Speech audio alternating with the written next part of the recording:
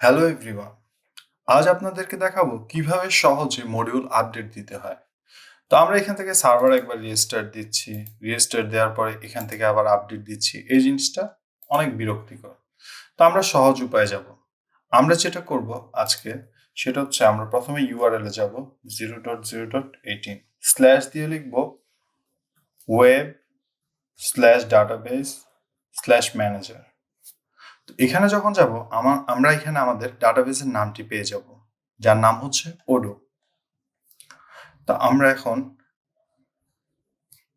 আমাদের পাইচার্মে চলে যাব, এডিট কনফিগারেশন গিয়ে আমরা এখানে লিখব -d ওডো, এরপর লিখব -u দিয়ে আমরা যেটা করব সেটা হচ্ছে আমাদের মডিউলটির নাম লিখতে হবে। তো আমরা এখান থেকে মডিউলটির নাম কপি করে নিয়ে এখানে পেস্ট করে দেব। এখন আমরা যদি একটা কিছু চেঞ্জ করি, something like school management menu লিখলাম।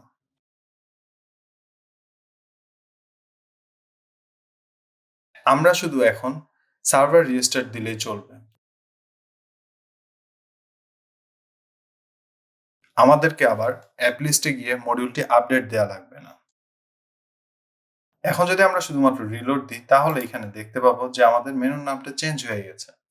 বারবার আমাদেরকে মডিউলের নাম সার্চ দিয়ে আর আপডেট দিতে হবে না। ধন্যবাদ সবাইকে।